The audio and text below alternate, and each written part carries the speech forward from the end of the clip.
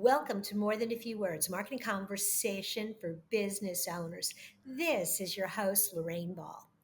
And today we're going to talk about Google because let's face it, if you're a player in the digital space today, you need to know what it takes to get the attention of Google and encourage them to drive people to your website. To have that conversation, I've invited Barb Davids to join me.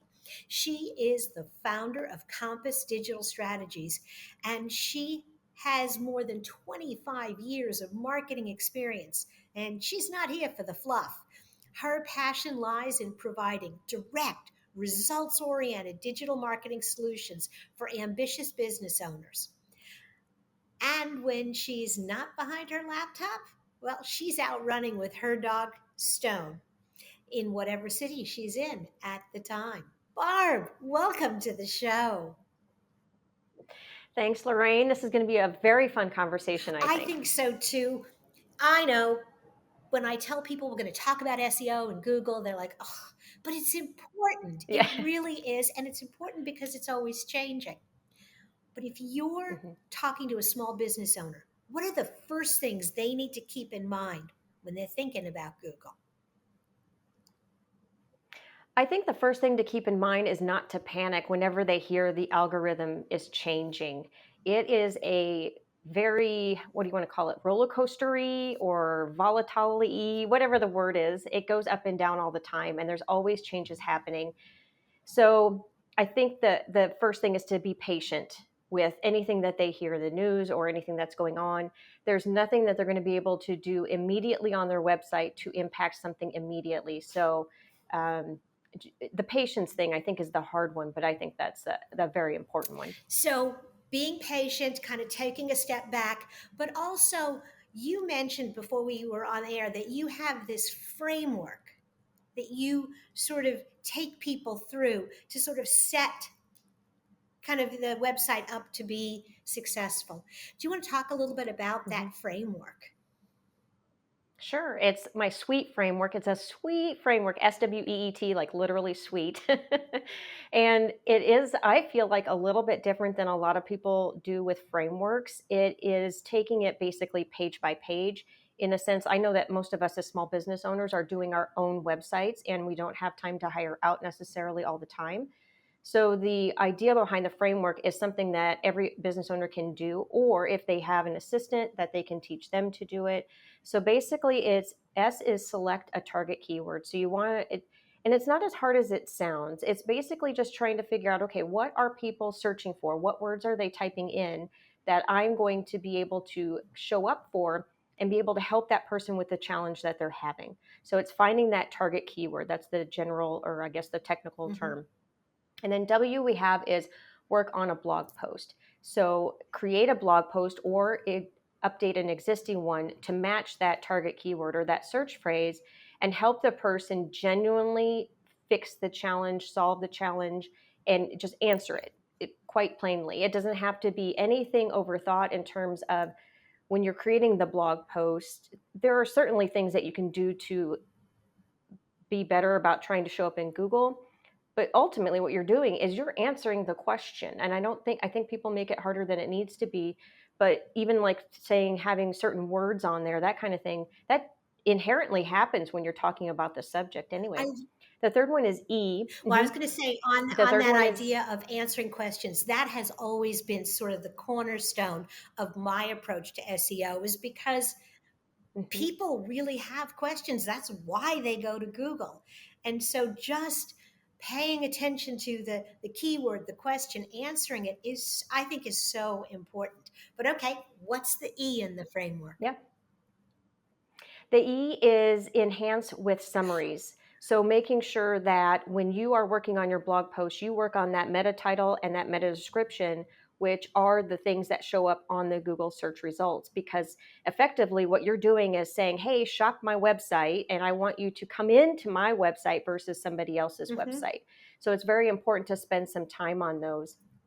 And then the next E is, oh, now I'm going to forget what the next E is. And I just wrote it down. No Sorry, one worries. second. The next E is establish trust. So putting signals on your blog post that will give people or give the reader the comfortability that you know what you're talking about. So these might be like a bio page at the end of it, or a bio at the end of the page. It might be even just as simple as a contact page and an Mhm. about page. There are quite a few websites that are actually missing those just really simple I pages. I'm always stunned when someone does that or just has a contact form, but there's no address, there's no geographic sense. I get that people are virtual. I understand that you can work anywhere, but I think in particularly old school clients want to know that you are somewhere, that this is Sketch. I think it gives you that legitimacy and helps establish trust. Would you also say that testimonials and reviews fall under that second E? Absolutely. Even more so now, especially with the AI world and things being created out of nowhere, that definitely establishes that, okay, this is a real world. This is like, it could be like your friend down the street type of thing, but digitally. So it's like a word of mouth, but in a different form. Cool. All right, so we have a T at the end of suite. We do. It's tell the world. So content distribution is a big deal. If you put out a blog post, just putting it out once isn't necessarily going to do it. You have to continually tell people. I know that you get this with the whole touch point thing. It used to be like Mhm. 20 years ago or something, and now it's like 5,000 touch points. So you have to keep telling people and keep pushing out your content so that even not only just the people who haven't seen it before, but new people coming in and asking these questions can see it as well. And I think people don't realize because they create it and then they're on to the next thing. But that process of going back and enhancing, you mentioned it as your first E, updating the content that you already have gives you a new reason to talk about that same post that maybe feels a little old. It doesn't feel old anymore. Hmm. And I think it's a very underutilized tactic, frankly. I think people think that they can just put it out there and then just let it sit there, and then someday it'll miraculously start getting traffic. And while you can find any report for any number, it is an underutilized thing. You can go back and you can either get a whole bunch more, or in my case, I have one example where it like went down and then went Mhm. up. Like so, it kind of goes back and forth, but it's definitely a tactic to Well, use. we did that. We had a client who followed your advice with the W, where they answered one question and it always drove traffic to their website. It was a very fundamental question to their business. Well, somebody else answered the question too, and suddenly their traffic went down. So they just had to go back and enhance the blog post, write more information. Hmm. And it is Hmm. kind of a constant battle to stay on top, don't you think? It is, especially when that's not maybe your first priority in your business a lot of the times either. So trying to find the time, I think, is where it's a little bit difficult. So I think tackling it like in a little bit of time each week or each month, that kind of helps. And then just saying, okay, this is my most highest priority keyword or phrase or the thing that people ask the most about my service. And then going through and just working through them and just like shuffling Mhm. through over time. Cool. All right. So Google is always changing. And even though you said at the beginning, don't panic, there are a lot of changes right now in the Google algorithm. You go to search, and all of a sudden you're getting AI generated paragraphs. And what do I do? How do I keep up and stay relevant in this new world? Hmm. So you're going to laugh at me because my first and foremost thing is to say that you do nothing.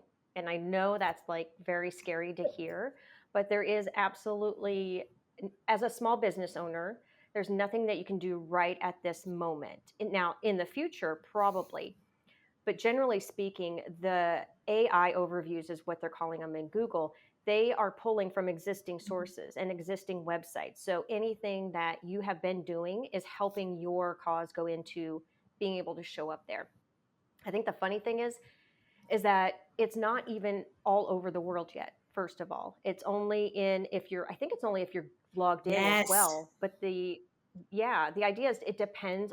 It depends.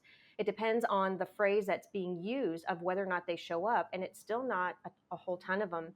It's more around like the how to's and like the steps and things like that. So, generally speaking, most small business owners aren't even impacted by these yet. Cool. Well, I am going to guess that if people want to keep up with some of the changes in Google, one of the things they can do is follow you. So I'm going to encourage everybody, if you've enjoyed Barb's comments, to check out compassdigitalstrategies.com. Barb, thanks for being a part of the show. Thank you for having me. I appreciate it. This was so much fun. And if you've enjoyed this conversation and you'd like to find other resources for your business, be sure to subscribe to MTFW wherever you listen to podcasts. Listen to two, they're short. This has been another episode of More Than a Few Words. Thanks for listening.